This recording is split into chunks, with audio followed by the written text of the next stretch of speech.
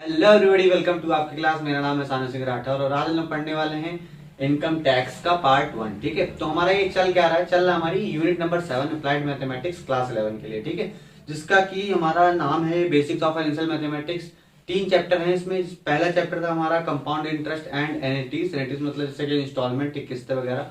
दूसरा था हमारा इनकम टैक्स एंड जीएसटी, यानी कि चैप्टर का नाम था टैक्सेशन। एंड थर्ड चैप्टर हमारा यूटिलिटी बिल्स। यूटिलिटी बिल्स क्या होता है, जैसे कि वाटर बिल, टेलीफोन बिल, ये सब चीजें आती है, इलेक्ट्रिसिटी बिल, ये सब उसमें ये सब पढ़ा जाएगा। ठीक है, तो हमारा सेकंड चैप्टर में, सेकंड चैप्टर नहीं मतलब यूनिट का सेकंड चैप्टर है, उसमें हमारा income tax and GST chapter का नाम जो था टैक्सेशन था और हम लोगों ने जीएसटी पूरा पढ़ लिया था। तो 2 पार्ट में जीएसटी मैंने कवर कराया था, वो आपको डिस्क्रिप्शन में मिल जाएगी।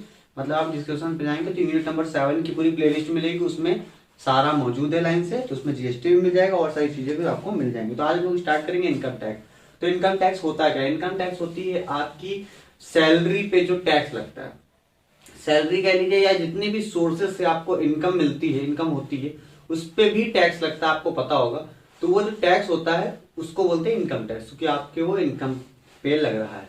और सबसे इंपॉर्टेंट बात, ये एक आपका एग्जांपल होता है डायरेक्ट टैक्स का। ठीक है, ये आपके सैलरी पे या इनकम पे डायरेक्टली लग रही होती है। ठीक, तो इसको आप एग्जांपल समझ लीजिए या कह दीजिए कि ये एक हमारा मतलब एग्जांपल ही बोलेंगे और क्या बोल लेंगे, हमारा डायरेक्ट टैक्स होता है। ठीक है, आप समझ लेते हैं कुछ इंपॉर्टेंट टर्म जो कि काम आने वाले हैं, बहुत ज्यादा काम है इनके, क्योंकि अगर आपको ये नहीं पता तो आप क्वेश्चंस नहीं कर पाएंगे। ठीक, क्वेश्चंस आसान होते हैं, कैलकुलेशन थोड़ी बहुत थोड़ा बहुत हो सकती है, पर अगर आपको टर्म नहीं पता होते हैं तो फिर मजा नहीं आता क्वेश्चन करने, बार बार आप पलट करके देखेंगे। ठीक, तो स्टार्ट करते हैं। सबसे पहले हमारा एक टर्म है ग्रॉस टोटल इनकम। अब देखिए, टोटल इनकम तो आप सोचते होते हैं कहीं पे आप सैलरी कर रहे हैं, वहां टोटल इनकम कितनी, सैलरी क्या है जो आप कर रहे हैं, कितनी इनकम हो रही है, वो टोटल इनकम। पर ग्रॉस टोटल इनकम का मतलब ये होता है आप हो सकता है डिफरेंट टाइप के सोर्सेस से पैसा कमाते हो, तो वो जो सम होगा पूरी सैलरीज का, 1 2 3 बिजनेस आपको मान लीजिए, तीनों बिजनेस से जितना आपने इनकम किया वो आपका कहलाता है ग्रॉस टोटल इनकम। यानी कि सम कर दीजिए डिफरेंट सोर्सेस से जो भी सैलरी मिल रही है।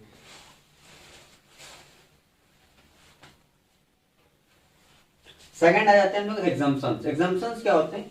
कुछ ऐसे सोर्सेज भी होते हैं जहां से जो इनकम होती है उस पर टैक्स नहीं लगता है, तो वो हम लोग अब समझ लेंगे कि क्या ऐसी चीजें होती है। तो एग्जाम्पशन का मतलब आप अवॉइड कर सकते हैं या उन चीजों पे जिस पे टैक्स नहीं लगता है। एग्जाम्पल हमारा होता है एग्रीकल्चरल इनकम, टैक्स नहीं है। एग्रीकल्चरल इनकम, ऐसी इनकम जो एग्रीकल्चर के थ्रू आ रही है उस पर टैक्स नहीं लगता है। आगे दूसरा देख लेते, थर्ड हमारा डिडक्शन क्या होता है? डिडक्शन होता है अपॉर्चुनिटी फॉर सेविंग टैक्स। मतलब एग्जाम्पशन तो वो होता है जहां पे आप उस पर टैक्स लगेगा ही नहीं, वो एकदम हटा दीजिए। पर डिडक्शन से होते हैं कुछ कुछ चीजें ऐसी होती है जहां पे आप पैसा लगा देते हैं तो वहां पे आपको टैक्स नहीं देना पड़ता है। तो बहुत सारी चीजें होती हैं, तो ये हम लोग समझेंगे डिडक्शन होता है क्या। अब देखिए, ये 3 चीजें थी, ग्रॉस टोटल इनकम, उसमें से आप एग्जाम्पशंस निकाल दीजिए पूरे, जहां पर भी नहीं लगता और टैक्स हटा दो, और जो डिडक्शन हो सकते हैं वो हटा दो। तो जो बचेगा आपका, जो आपका बचेगा वो कहलाता है टैक्सेबल इनकम। अभी मैं आगे बात करूंगा इस पर। टैक्सेबल इनकम मतलब जैसे मान लीजिए आप 1000 रुपए कमाते हैं, जिसमें से 50 रुपए एग्रीकल्चर से आ रहे हैं, 100 रुपए, तो 900 बचे आपकी, और डिडक्शन ओवरऑल मिला के 100 रुपए का होगा। डिडक्शन कैसे होता है मैं आगे बताऊंगा। तो आपका 100 रुपए तो इसमें निकल गया, 100 फिर और निकल गया, तो 800 रुपए जो लगा है उसके ऊपर आपका टैक्स लगेगा। टैक्स का परसेंटेज डिसाइड है कि कितना परसेंट लगेगा, कितना आप कमाते हैं, इस पर डिफरेंट डिफरेंट स्लैब्स बने हुए हैं। ठीक है, तो वो जो टैक्स होता है वो हमको पे करना होता है एनुअली, मतलब कि फाइनेंशियल ईयर जो हमारा होता है, जैसे मान लीजिए 2019 से लेकर, फाइनेंशियल ईयर का कॉन्सेप्ट समझ लीजिए पहले। फाइनेंशियल ईयर का मतलब होता है जैसे मान लीजिए इस साल का अप्रैल, अगले साल के मार्च, अप्रैल मार्च तक, है ना। तो अप्रैल से अगले साल के मार्च तक, यानी कि यही तरह का जो ब्रैकेट होता है इसको बोलते हैं फाइनेंशियल ईयर, इसमें आपको टैक्स पे करना होता है। अब अगर आप ये सब घटा देंगे तो आपको जो इनकम बचेगी टैक्सेबल इनकम होगी, उस पर टैक्स लगेगा, वो टैक्स आपको भरना पड़ेगा। ठीक है, अब देख ले डिडक्शन होते कितने। डिडक्शन जो हमने यहाँ पे हेडिंग दी है वो बहुत सारे टाइप के होते हैं ना, तो वो अब हमको पढ़ना है। अभी और होते हैं, इसके बाद भी लिखना पड़ेगा, और आपको एक हिसाब से देखा जाए तो याद रखना पड़ेगा कि कितना डिडक्शन होता है, कितना परसेंट छूट है, सारी बातें इसमें। सबसे इंपॉर्टेंट होता है हमारा सबसे पहले स्टैंडर्ड डिडक्शन। ये तो 50,000 का डिडक्शन होता है और ये हर व्यक्ति के लिए अप्लीकेबल होता है। मतलब अगर आप टैक्स पे करते हैं, मतलब आपकी सैलरी इतनी ज्यादा है कि आपको टैक्स पे करना पड़ रहा है, तो आप अपनी सैलरी में से ये 50,000 रुपए तो डायरेक्ट ही डिडक्ट कर देते हैं। मतलब क्या कहने का मतलब, इसे आप 1 लाख कमा रहे हैं, अभी एग्जांपल ले रहा हूँ, 1 लाख पे सब चीजें होंगी नहीं, ठीक है। मान लीजिए 10 लाख कमा रहे हैं, तो 10 लाख अगर आप कमा रहे हैं तो आपको टैक्स देना पड़ेगा, लेकिन 10 लाख में टैक्स आप देंगे 9,50,000 रुपए, 50,000 रुपए डायरेक्टली आप हटा देंगे। समझ गए बात को आप।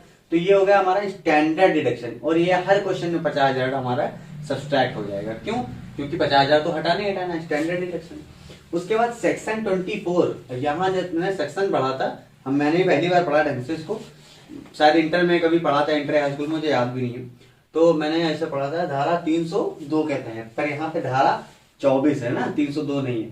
सेल्फ ऑक्यूपाइड प्रॉपर्टी अगर है आपके पास, तो उस पे जो जनरेट होता है इनकम, आपकी प्रॉपर्टी उस पर जनरेट होगा इनकम, तो उस पे आप 2 लाख तक का छूट अलाउ हो सकता है आपके लिए, ठीक है। अगर आप खुद ही वहां पर रह रहे हैं, ठीक है, तो आपका 2 लाख तक का वहां पे माफ हो जाएगा। जबकि अगर आप अपनी प्रॉपर्टी को रेंट कर देते हैं, तो जितना भी रेंट रिसीव होगा उस पे आपको 30% का वो मिल जाएगा, कि 30% हटा के जो 70% रेंट बचा उस पर टैक्स लगेगा। कहने का मतलब ये नहीं कि 70% सरकार ले रही है, 30% तो हटा देंगे, फिर 70% का टैक्स परसेंटेज निकाला जाएगा, जितना भी रुपए निकलेगा वो सरकार को आपको टैक्स के रूप में देना पड़ेगा। थर्ड हमारा समझ लीजिए सेक्शन 80C। इसमें क्या होता है, कुछ ऐसे फंड्स होते हैं, कुछ ऐसे अकाउंट टाइप के होते हैं, उनमें आपको अगर लगा देते हैं पैसा अपना, तो आपको उसमें छूट मिलती है। अब कितनी छूट होती है, क्या होती है, देखते हैं। एक होता है ईपीएफ, ये नाम सुने होंगे आपने, ईपीएफ, जीपीएफ, ये फंड होते हैं ना, फुल फॉर्म आप चेक कर सकते हैं, अगर मुझे याद है तो मैं स्क्रीन पे दिखा दूंगा आपको। ईपीएफ, जीपीएफ, पीपीएफ, एनएससी, और इसका मतलब होता है नेशनल सेविंग सर्टिफिकेट होता है ना, एनपीएस, नेशनल पेंशन स्कीम, और ये हो गया हमारा एलआईसी, तो आप जानते हैं, है ना।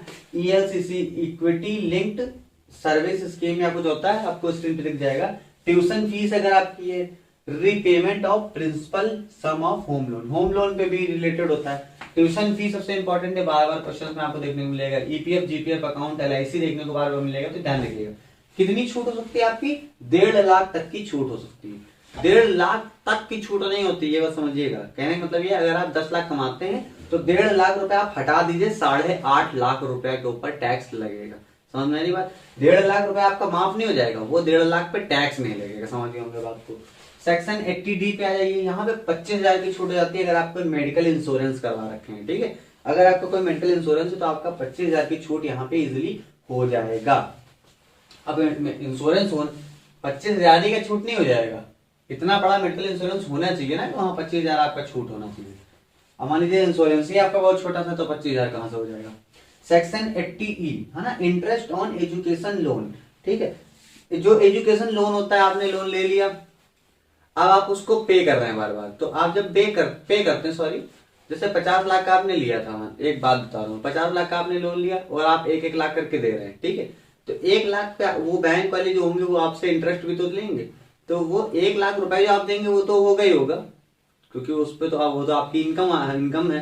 पर उस 1 लाख पे कुछ 10,000 या 5,000 जो भी इंटरेस्ट लग रहा होगा उस पे टैक्स नहीं लगाया जाएगा। कहने का मतलब क्या है, मान लीजिए मैंने 50 लाख रुपए लिए, 1-1 लाख करके मैं वापस कर रहा हूँ, पर 1 लाख नहीं, थोड़ा ज्यादा देना पड़ता ना बैंक से आपने लिया, तो इंटरेस्ट जो ज्यादा लगता है हमारे पास, उस इंटरेस्ट पे हम टैक्स नहीं पे करते हैं होम लोन के केस में। और कब तक आपका रहता है, होम लोन नहीं, सॉरी, एजुकेशन लोन के केस में। और ये इंटायर अमाउंट आप माफ करवा सकते हैं, अपना इंटरेस्ट की इंटायर अमाउंट। मान लीजिए आपका इंटरेस्ट आता है हर बार 2,000 रुपए, तो उसका टैक्स नहीं लगेगा, प्लस ये आप 8 साल तक के लिए कर सकते हैं, क्योंकि एजुकेशनल लोन है, पढ़ाई करने के लिए, तो 8 साल से ज्यादा कौन पढ़ाई कर रहा है। अब्रॉड वगैरह अगर आप जा रहे हैं तो क्लास 10th की बात नहीं चल रही यहाँ पे। सेक्शन 80G, यहाँ पे कुछ ऐसे डोनेशन और चैरिटी फंड वगैरह होते हैं जिनमें आपको क्या होता है कि 50 से लेके 100% डिफरेंट टाइप के नाम होते हैं। आप बुक जब देखेंगे तो आपको नाम मिलेंगे, महात्मा गांधी योजना, ये सब चीजें होती हैं, प्रधानमंत्री योजना, ये सब जो होती है, उनमें उनके हिसाब से आपको क्या होता है, अगर आप वहां पे आप डोनेट कर रहे हैं अपना अमाउंट, अपनी सैलरी में से कोई आप डोनेट कर रहे हैं, तो उस पे जो उस सैलरी पे टैक्स नहीं लगता, क्योंकि आप अच्छा काम करें तो उस पर माफ कर दिया जाता है। डिफरेंट केसेस में 100 या 50% आपका अमाउंट पे टैक्स माफ हो सकता है। सेक्शन 80TTA, इसका मतलब क्या है, interest earn on saving bank account. Saving account होते हैं बैंक में जनरली लगभग लोगों के, है ना, नॉर्मल लोगों के सेविंग अकाउंट होते हैं, पोस्ट ऑफिस होता है, कॉर्पोरेटिव बैंक्स होती, इन सब चीजों पे जो इंटरेस्ट अर्न होगा, मतलब पूरा माफ नहीं कर दिया जाए। कहने का मतलब क्या, आपने मान ली 10,000 रुपए जमा करे थे, उसका आपको इंटरेस्ट मिला 100 रुपए, तो वो 100 रुपए पे टैक्स नहीं लगेगा। अब मान लीजिए आपने करोड़ों जमा कर रखे हैं, लाखों जमा कर रहे हैं, तो आपका इंटरेस्ट भी ज्यादा आ रहा होगा, तो उस पर भी आपका टैक्स नहीं लगेगा। कहने का मतलब 10,000 रुपए आप मैक्सिमम अपना डिडक्ट करवा सकते हैं, मतलब अगर इंटरेस्ट आपका है इतने लेवल का। तो उसके बाद आ जाते हैं सेक्शन 80, ये क्या लिखते हैं मैंने, 87 है होता है,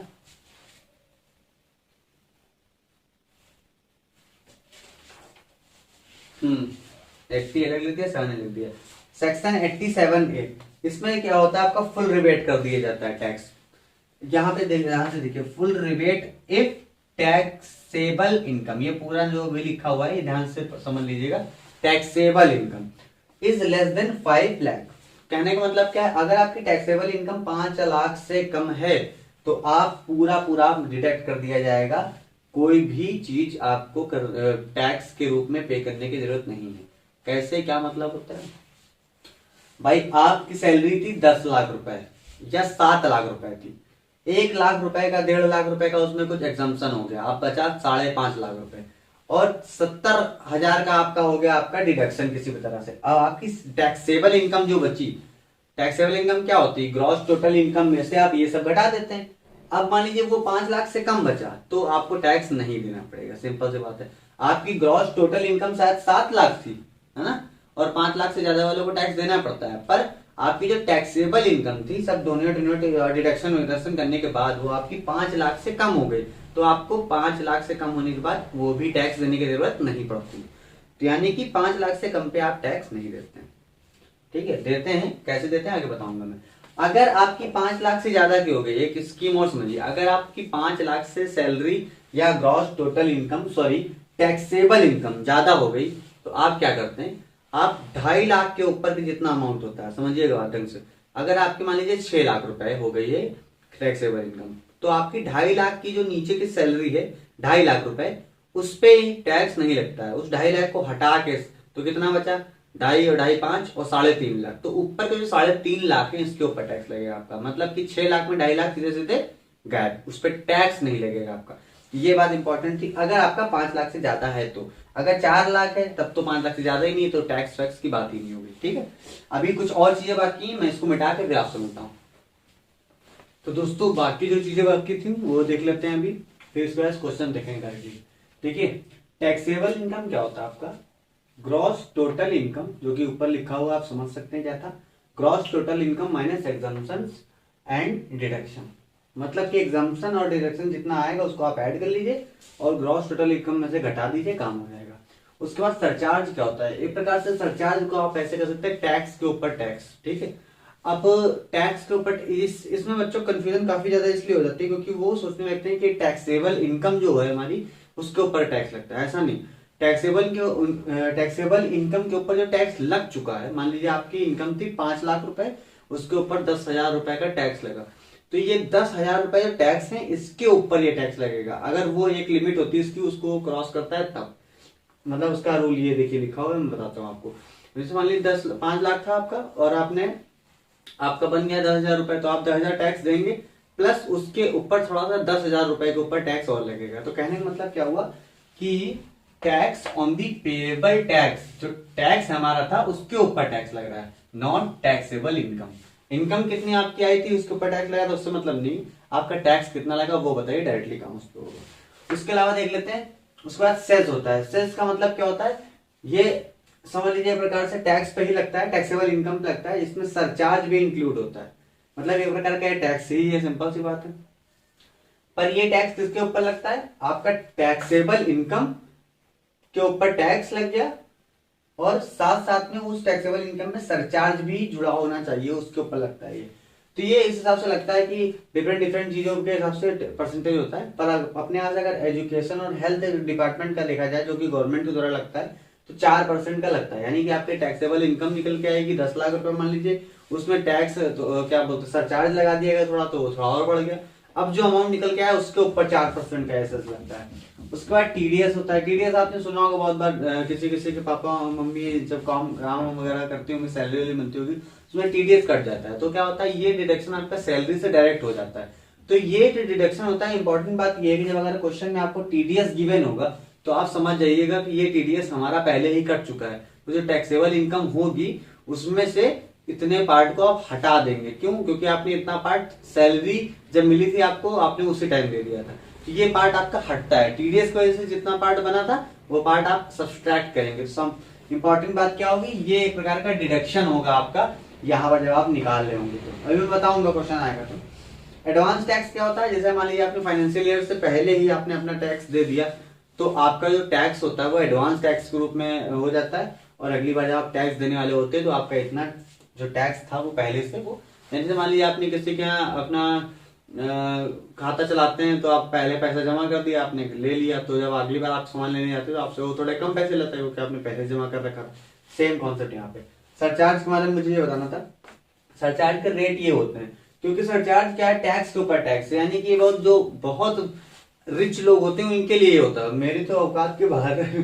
देखो क्या है, सरचार्ज रेट कब होता है, जब 50 लाख तक के आपके लिए तो नील हो जाता है, मतलब कि नॉट अप्लाइड। यहाँ पे तो 50 लाख तक के अगर आपका बन रहा है तब तो कोई दिक्कत ही नहीं है। उसके बाद क्या होता है, 50 लाख से, ये इनकम की बात चल रही है, अगर 50 लाख से 1 करोड़ तक का है तो 10%, अगर आपकी 1 करोड़ से 2 करोड़ है तो 15%, और 2 से 5 करोड़ तो 25%, और 5 करोड़ से ऊपर है तो आपका 37% लगता है सरचार्ज। ठीक है, सरचार्ज कहाँ लगता है, टैक्स के ऊपर लगता है। तो इनकम टैक्स स्लैब्स क्या होता है, सबसे इंपॉर्टेंट बात क्या है, इस स्लैब को देखने से पहले एक चीज समझ लीजिए। अगर आपकी टैक्सेबल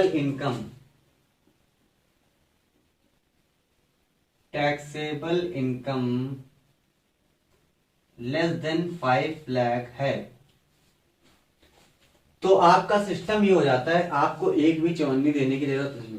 पर अगर आपकी 5 लाख से ज्यादा का हो गया तब आपके लिए ये रूल बनते हैं। 2.5 लाख तक के लिए कोई भी रुपया नहीं पड़ता आपका, पर अगर आपका 5 लाख क्रॉस कर गया है तो 2.5 लाख से लेके, समझिए बात को, 2.5 लाख तक के लिए तो फ्री है आपका। पर फिर भी आपने ये देखना है कब, जब आपका 5 लाख रुपए से ज्यादा की सैलरी हो तब। अगर आपकी ये एप्लीकेबल कब है, जब आप ज्यादा है ना, सॉरी, ये आपका 5 लाख रुपए से अगर आपकी टैक्सेबल इनकम ज्यादा है तो आप इजिली इस स्लैब में फॉल करते हैं, जिसमें से 2.5 लाख रुपए तक के आपको कुछ नहीं देना पड़ेगा। पर 2.5 लाख से ऊपर जैसे ही होगा तो 2.5 से 5 के बीच में आपका क्या हो जाएगा, 5% का टैक्सेबल इनकम टैक्सेबल लगेगा, 5% का टैक्स लगेगा आपका इनकम पे, जो कि कितने के लिए होगा, 2.5 से 5 के बीच, यानी कि ये 2.5 लाख रुपए में जितना भी रुपए आपको होंगे उसके ऊपर आप लगा देंगे।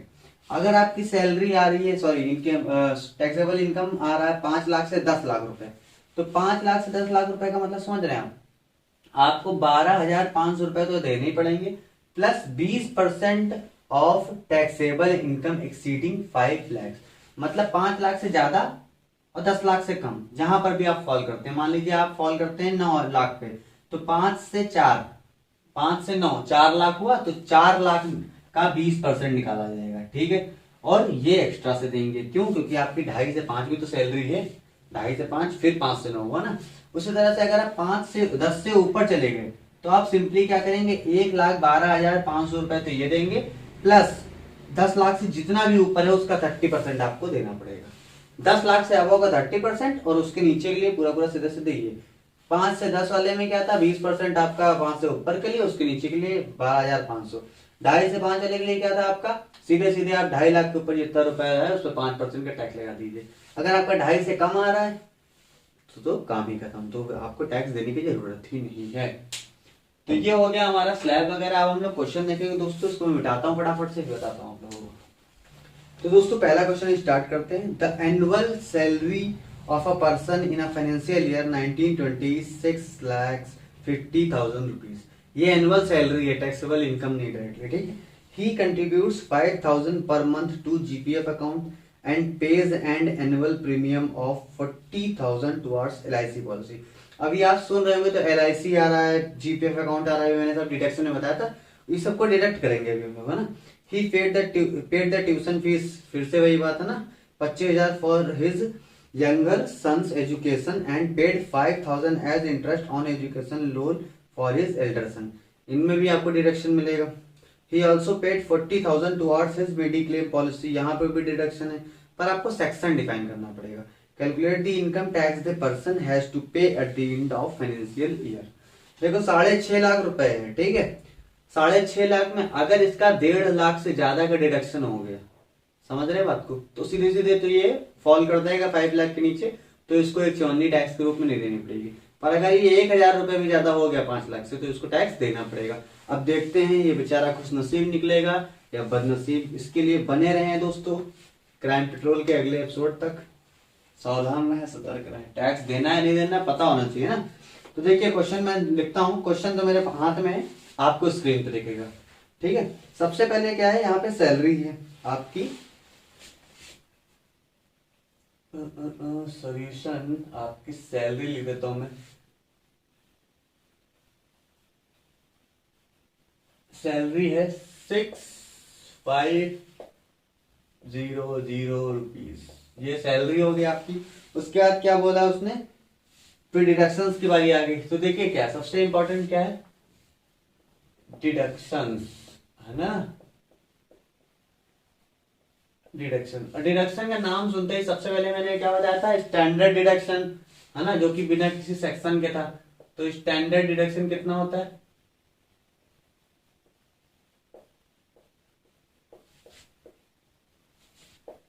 50,000 रुपीज का,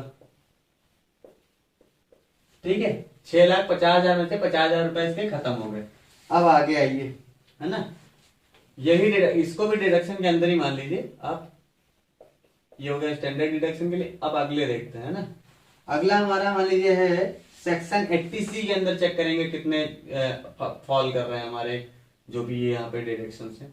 सेक्शन 80C, तो सेक्शन 80C में मैंने क्या बताया था आपको, ध्यान करिए।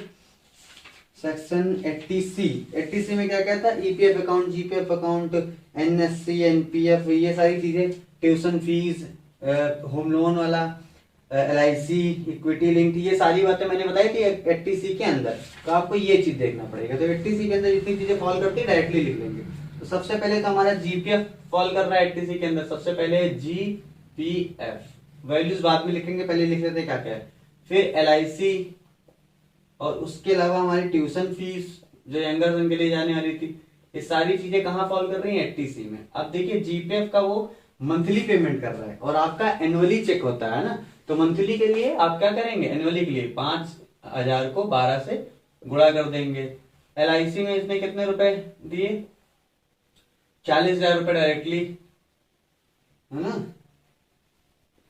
40,000 रुपए। और ट्यूशन फीस के लिए इसने कितने रुपए दिए, 25,000 रुपए, 25,000 रुपए, है ना, इतना हो गया। अब देखिए कितना हो गया आपका, 12 पंचे 60,000। अब इसको ऐड कर लेंगे, टोटल कितना डिडक्शन हुआ देखते हैं। 0 0 सारे 3 तो 0 हो जाएंगे डायरेक्टली, 0 0 5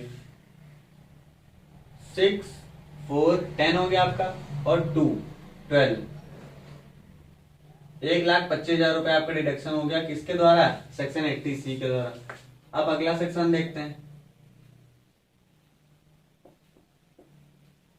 सेक्शन, अब आप सोच रहे हैं किस सेक्शन में फॉल करेगा, कैसे पता चलेगा, आपको चेक करना पड़ेगा ना। सेक्शन 80D में आप बात करते हैं ना, आप लाइन से 2-3 क्वेश्चन करिएगा, आपको समझ में आने लगेगा। सेक्शन 80D, सेक्शन 80D में हमारी मेडिक्लेम पॉलिसी जो थी पूरी पूरी वो होती। और एक इंपॉर्टेंट बात है, अगर आप सेक्शन 80D जो मैंने अभी बताया था उसमें देखिए तो क्या था, वहां पे आपका दिया हुआ था कि आपकी मेडिक्लेम पॉलिसी या इंश्योरेंस है, मेडिकल इंश्योरेंस, तो उस पे आपको 25,000 तक की छूट मिलेगी। अगर आप 40,000 का भुगत रहे हैं तो आपका 15,000 रुपए वो नहीं माना जाएगा, सिर्फ 25,000 घटेगा, ठीक है। तो आप सेक्शन 80D के अंदर देखा जाए तो ये कितना पे कर रहे हैं मेडिक्लेम पॉलिसी के लिए, मेडिक्लेम पॉलिसी ये पे कर रहे हैं 40,000 रुपए। यहां पे आप लिखिए मैक्सिमम अलाउड, मैक्सिमम कितना अलाउड है आपका भाई, 25,000 ज्यादा का अलाउड ही नहीं, तो यहाँ पे 25,000 लिखिए। तो डिडक्शन यही तो हुआ, एक डिडक्शन ये होगा हमारा, दूसरा डिडक्शन ये होगा, तीसरा होगा 25,000 का। सिंपल मतलब क्या निकल रहा, आपको कितने आपने कितने हजार या कितने लाख का पॉलिसी किया इससे मतलब नहीं, कितने की छूट मिलेगी उसमें ये इंपॉर्टेंट है। तो 25,000 की छूट मिलेगी। अब गलती कहाँ होगी, आपने जैसे नाम सुना मेडिक्लेम पॉलिसी, तो आप सीधे सीधे 40,000 घटाने के लिए भागेंगे, पर नहीं, मेडिकल क्लेम पॉलिसी में आप 25,000 से ज्यादा घटा नहीं सकते, ये आपको पता होना चाहिए। उसके बाद आ जाता है सेक्शन 80E के अंदर।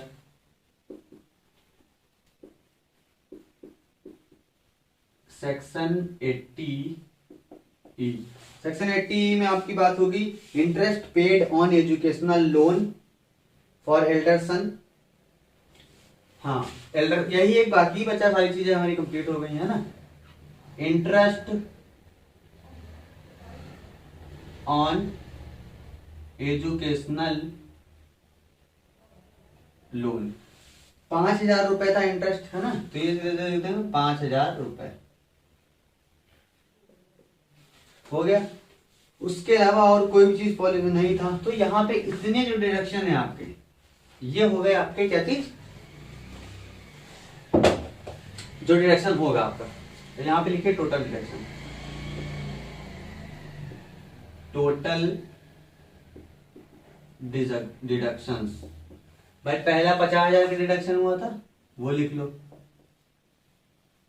फिर 1,25,000 का डिडक्शन हुआ है ये लिख लो, 1,25,000 का डिडक्शन, फिर आपका 25,000 का यहाँ पे हुआ है, और 5,000 का फिर हुआ है आपका, ठीक। तो आपका सीधे सीधे कितना हो गया, 1,25,000, 25,000 1.5 लाख हो गया, और ये हो गया आपका 2 लाख, 2,50,000, 5,000,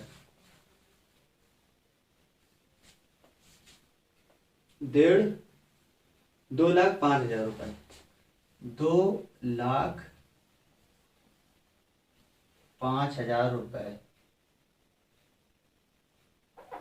2,05,000 रुपए, हाँ। ये आपका टोटल डिडक्शन हो गया। कितने में से घटाना है इसको आपको, टोटल इनकम में से। अब आप क्या निकालेंगे, टैक्सेबल इनकम, मैं यहां लिख रहा हूं टैक्सेबल इनकम। टैक्सेबल इनकम क्या होती है आपकी भाई, gross total income minus deduction and exemption. तो एग्जम्पशन था ही नहीं तो बात ही खत्म। ग्रॉस टोटल इनकम कितना है, 6,50,000, उसमें आप घटाएंगे कितना, 2,05,000, कितना हो गया, 0,0,0, तो 3 बार 0 ही आ जाएंगे। उसके बाद 0 और 5 है ना, 10 में से 5 गया 5, ये हो गया 4 आपका, 4 में से 0 हो गया 4, 6 में से 2 हो गया 4, यानी कि 4,45,000 रुपए आपके आ गए टैक्सेबल इनकम, है ना, 4,45,000 रुपए, हाँ सही है, 4,45,000। अब आप ध्यान से देखिए, मैंने क्या बताया था कि अगर आपका टैक्सेबल इनकम 5 लाख से कम आ गया तो आपके ऊपर कोई टैक्स नहीं लगेगा। तो यहाँ पे सिंपली लिख देंगे अकॉर्डिंग टू दी, कौन सी सेक्शन होती थी, 87A, है ना, according to section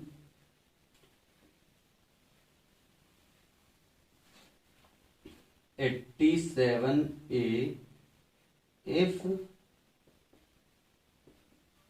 taxable income is less than 5 lakhs, then there is no tax to pay. ठीक है, तो यहां पे हमको टैक्स स्लैब्स का यूज करने की जरूरत ही नहीं पड़ी, क्योंकि हमारा 87A के हिसाब से, सेक्शन 87A के हिसाब से कि अगर आपकी 4 लाख 5 लाख से नीचे है तो आपका नहीं होगा, जो कि यहाँ पे 4,45,000 था, 5 लाख से नीचे हो गया था। डायरेक्टली आप समझ सकते थे भाई, 6.5 लाख में से यहीं पे 2 लाख हो गया, 6.5 में से 2 निकाल दो, 4.5 के करीब बचेगा, तो आपका सिंपली हो गया था यहाँ पे। दोस्तों अभी मैंने वीडियो को रोका और उसको देखा तो उसमें साउंड जो आ रहा था वो मेरा माइक्रोफोन या माइक से नहीं आ रहा था, तो मैंने थोड़ी वीडियो कट करके जहाँ से मैंने ये क्वेश्चन बताना स्टार्ट किया था मैंने उस पार्ट को हटा दिया है। अब आपको नया पार्ट मिलेगा जिसमें मेरा माइक वर्क कर रहा होगा। तो अब क्योंकि क्वेश्चन में मैं नहीं चाहता था कि कुछ ऐसी बातें हो जाएं जो माइक से अच्छी आवाज़ ना आ रही हो बिना माइक के, तो आपको प्रॉब्लम हो, इसलिए मैंने उस पार्ट को कट कर दिया। तो क्वेश्चन को हम लोग दोबारा स्टार्ट करेंगे, हालांकि आपको नहीं पता चलेगा कि दोबारा स्टार्ट हुआ है। तो स्टार्ट कर देते हैं ना। क्वेश्चन नंबर 4 की बात कर रहा था मैं। इन द फाइनेंशियल ईयर 4 नहीं, मतलब हमारे बुक में 4 नंबर थे। In the financial year 1920 the monthly basic salary of mister Deepak is 95,000 rupees. ठीक है, 95,000 रुपीज़ मंथली है, तो एनुअली कितना हो जाएगा, 12 से मल्टीप्लाई कर देंगे तो आपका 11,40,000 रुपये आ जाएगा। ये बात सिंपल हो गई। ठीक है, उसके बाद बोला गया he receives HRA at the rate of 20% of his basic salary, मतलब सैलरी का 20% उसका HRA मिल रहा है। ये भी आपका सोर्स हो गया एक प्रकार का। And a fixed conveyance allowances of ₹10,000 every month, यानी हर साल हर महीने 10,000 रुपये ये भी मिल रहे हैं। 10,000 गुणे 12 मतलब साल भर का निकाल लेंगे। तो ये 3 प्रकार के सोर्सेज हमको गिवन है, annual HRA, conveyance allowances and income जो डायरेक्ट सैलरी है। तो 95,000 गुणे 12 कर दिया, 1,40,000 आपको ये मिल गया। 1,40,000 का 20% निकालेंगे वो मिलेगा, और फिर 10,000 का 12 महीने लगातार मिल रहा है वो निकालेंगे। आपका टोटल यहाँ से आपको मिल जाएगा, क्या बोलते हैं उसको, आपकी टोटल इनकम जो हो रही वो पता चल जाएगी। यहाँ कितना हो जाएगा, 1,20,000। ये कितना हो जाएगा, ये कट ये कट ये कट ये कट, सिंपल कितना हो जाएगा 22,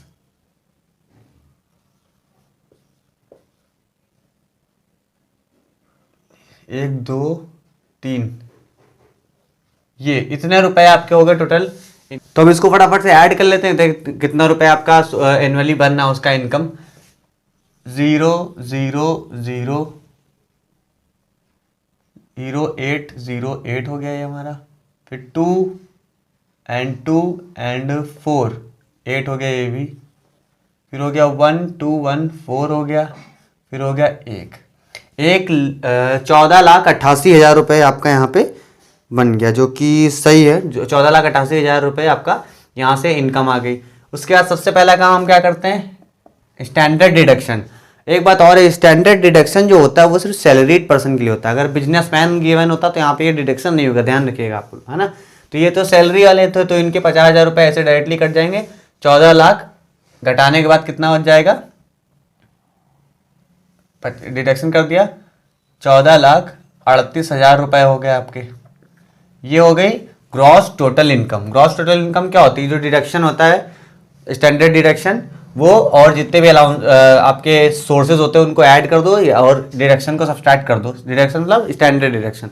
तो जो रुपए आते हैं वो आपके होते हैं ग्रॉस टोटल इनकम। ठीक है, ग्रॉस टोटल इनकम के बाद क्या होता है, आपका डिडक्शंस गिवन होते हैं। जब ये अभी क्वेश्चन आगे जब पढ़ेंगे तो आपको क्वेश्चन में पता चलेगा। ही deposited 15,100 per month in NPS account, NPS account नहीं होता सॉरी, NPS में 15,100 हर महीने, तो 12 गुना हो जाएगा। उसके बाद PPF में जमा करते हैं 6,000 रुपये 12 महीने तक। LIC का उनका 26,100 रुपये है पूरे साल का। ट्यूशन फीस का है 30,000 रुपये। सबसे इंपॉर्टेंट बात क्या है, ये चारों चीज सेक्शन नंबर 80C में आती हैं, तो आपको एक पास करके ऐसे लिख देना है। एक पास करके ना लिखने से आपका क्या दिक्कत हो सकती है मैं बताता हूँ अभी। पहले इसको सॉल्व कर लेते हैं। 15 दाम 150 2 180 1 2 18,000 रुपये सिंपल ये आ गए। 6 दूनी 12 6 दूनी 12, PPF में 12,000 बनना है इसका।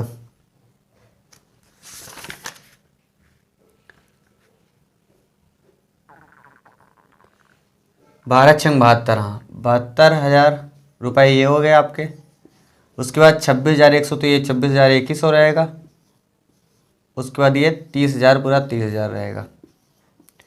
ये ऐड कर दीजिए टोटल 0 0 0 0 0 1, फिर 8 2 10 हो गया। 10 और 6 16, 16 का 6 कैरी 1 और 7 हो गया 8 और 2 10 13 और एक 14, 14,000 क्या 1,46,100, 1,46,100 रुपये आ गए ये आपके डायरेक्टली, जो कि सही है आपका। और देखिए एक बात और समझिए, सेक्शन 80C के अंतर्गत मैक्सिमम अलाउड जो आपका अमाउंट है वो है 1.5 लाख रुपए। तो अगर आप अलग अलग लिखेंगे तो मैक्सिमम अलाउड में प्रॉब्लम होगी आपकी। अगर आपका मैक्सिमम अलाउड अमाउंट से कम है, यानी कि ये तो 1.5 लाख से कम ही है, तो आपका ये पूरा अमाउंट डिडक्ट हो जाएगा। अगर ये ज़्यादा हो जाता है, जितना ज़्यादा होगा वो आपका हटाना पड़ेगा, ठीक है। ये हो गया सेक्शन 80C के अंतर्गत। उसके अलावा इन्होंने डोनेशन भी किया है 50% का। क्वेश्चन में आप देख रहे होंगे लिखा हुआ है he donated 10,000 to a charitable trust eligible for 50% exemption, मतलब 50% आपका माफ कर दिया जाएगा वहाँ पे। तो डोनेशन 50% के रेट पे नहीं है, मतलब वो जो एग्जाम्पशन होगा 50% पे होगा। 10,000 का 50% कर दिया गया तो 5,000 आपका आ गया।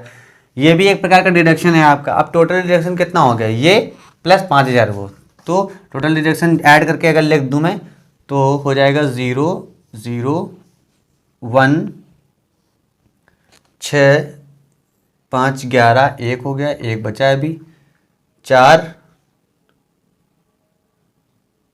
4 और 1 5 हो गया और 1 हो गया।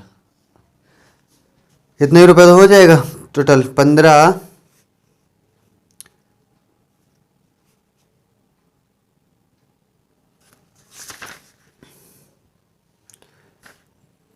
1,51,100 रुपये ये आपके हो गए टोटल डिडक्शन जो होना चाहिए। अब टैक्सेबल इनकम क्या होती है, ग्रॉस टोटल इनकम में आप इतना अपना डिडक्शन हटा दीजिए। तो जब हटाएंगे आप तो इसको आपको घटाना है यहाँ पे, है ना। घटाने के लिए सिंपली क्या कर देंगे, घटाइए, 0 में से 0 हो गया, 0 फिर 0 फिर 0 एंड 1, यानी कि इसको आप 10 कर लीजिए। 10 में से 1 गया 9, ये हो गया 9 आपका, सॉरी ये हो गया आपका 7, और 7 में से 1 गया 6, ये हो गया 3, 3 में से 1 गया, 3 में से 5, 13 में से 5, 8 बचा।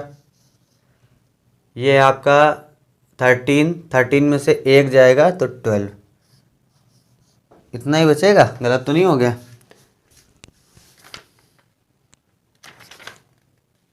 1286900, ठीक है। इतना रुपए आपके आ गए, टोटल टैक्सेबल इनकम आ गई आपकी इतनी, ठीक है। तो ये चीज़ आपकी हो गई टोटल टैक्सेबल इनकम, यही इसी के ऊपर आपका टैक्स लगेगा। और टोटल टैक्सेबल इनकम आपकी बहुत ज़्यादा है 5 लाख से, तो वो भी आपको सारा काउंट करके देना पड़ेगा। तो अब हम लोग स्लैब्स देखते हैं और हमारा कितना टोटल टैक्स बनेगा वो चीज़ चेक करेंगे, है ना। तो हमारी टोटल जो इनकम थी टैक्सेबल इनकम वो लिख लेता हूँ मैं पहले यहाँ पे।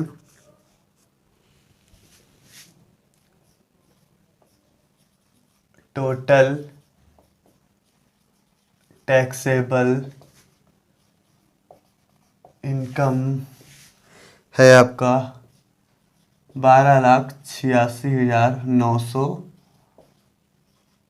रुपये। इतने रुपए पे आपका टैक्स लगने वाला है। अब हम लोग टैक्स कैलकुलेट करेंगे।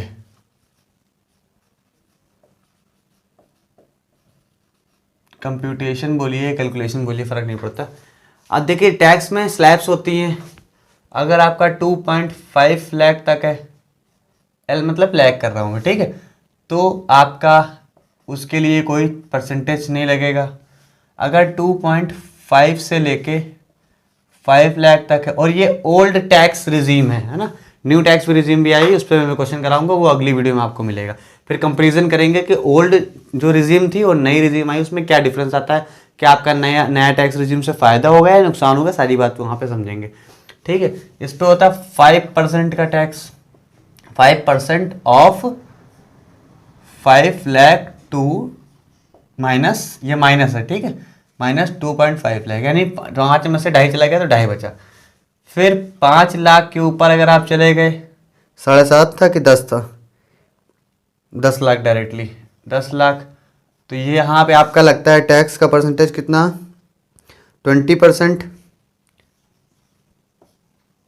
ऑफ जितना ये गैप है, 10 लाख माइनस 5 लाख।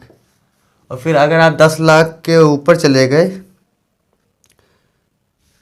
है ना, 10 लाख से आपका कितना गया है, 10 लाख से आपका तो इतना ही गया है ना, 12 लाख। इसको पूरा लिखना पड़ेगा क्योंकि यहाँ पे नंबर्स हैं। इसमें आपका 30% का लगेगा, 30% ऑफ दिस माइनस 10 लाख, यानी कि 1286900 -10 लाख। ठीक है, आप पूरा नंबर लिखिएगा, मैं एल लिख रहा हूँ, आप नहीं ये सब करिएगा। ठीक है, अब बात कर लेते हैं। देखिए 2.5, 5 में से 2.5 गया, 5 बचा, सॉरी 2.5 बचा, 2.5 का 5% है ना, 2.5 लाख यानी 2,50,000, इसका 5%, ये कट गया, ये कट गया, ये कट गया, ये कट गया, 25 पंचे 125 और 2 जीरो हैं आपके। और ये चीज़ हमेशा फिक्स रहेगी, है ना, 2.5 से लेके ये चीज़ जो है वो हमेशा इतना ही आएगी। तो कुछ क्वेश्चंस में मैं डायरेक्टली इसको लूँगा, तो आप ध्यान रखिएगा। इसी तरह से अगर आप दूसरे पे देखिए, 10 लाख माइनस 5 लाख तो बचा कितना, 5 लाख। मैं यहाँ लिख के दिखाता हूँ क्योंकि वहाँ पे जगह नहीं है। 5 लाख का 20%, भाई ये दोनों कट गए, 2 पंचे 10, 1 2 3 4, आ गया आपका 1 लाख रुपए, है ना, सिंपल 1 लाख रुपए आ गया। तो यहाँ पे आपका जो सेकंड वाला आएगा वो यहाँ पे लिख देता हूँ मैं डायरेक्ट, 1 लाख रुपए आ गया।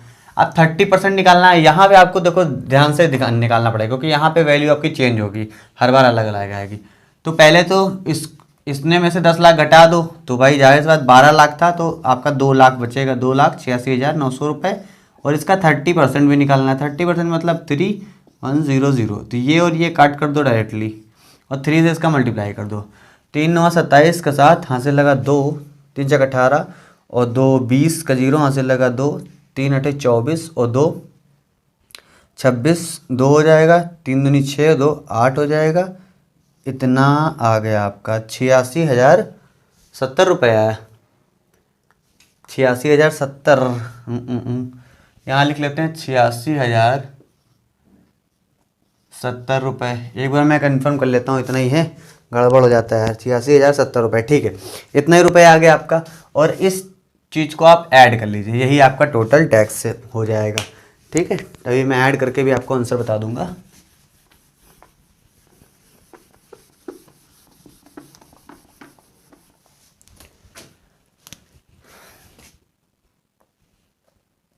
ज़ीरो 7 5 2 0 6 8 हो गया आपका।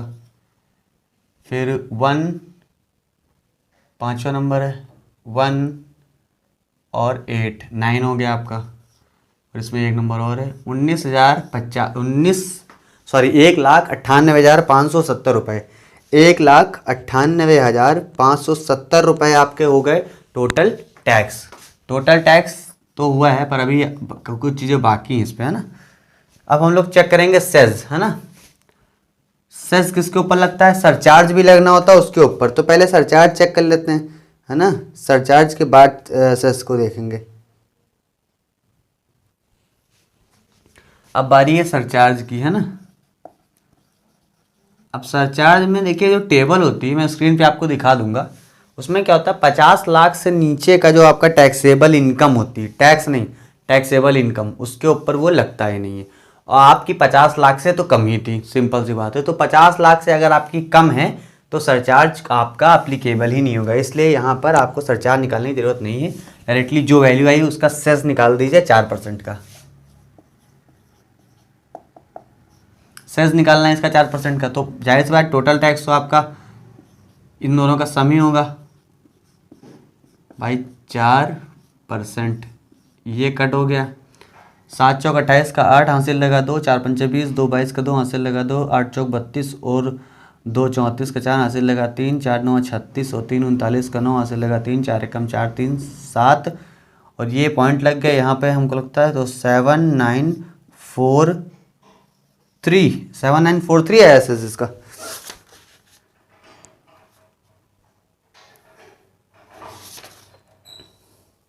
सेवन 943 आ गया। पॉइंट में जब भी आएगा तो इतनी बड़े बड़े अमाउंट को आप पॉइंट में मत करिएगा, ठीक। तो आपका टोटल टैक्स जो हो जाएगा, total tax is tax 198,570 plus 7943। इसका सम कर लीजिए, 0 3 7 4 11 हासिल लगा 1 9 5 14 1 15 का 5 हासिल लगा 1 7 7 14 1 15 16 का 6 हासिल लगा 1 9 1 10 का 0 हासिल लगा 1 1 1 2 2 लाख आपका वैल्यू आ गई 2 लाख क्या बोलते हैं 2,06,513 रुपये आपका आ गया टोटल टैक्स। यहाँ पर एक बात और क्वेश्चन में बोली गई थी कि एडवांस टैक्स, ध्यान रखिए सारी बातें ध्यान रखनी होती है। एडवांस टैक्स का इंक्लूजन भी था यहाँ पे। अब एडवांस टैक्स आपको कितना रुपए मिल गया था, पहले से ही मिल गया था आपको 1,25,000 रुपये उसने पहले ही दे दिए थे। ठीक, एडवांस टैक्स में उसने दे दिए थे 1,25,000 रुपये।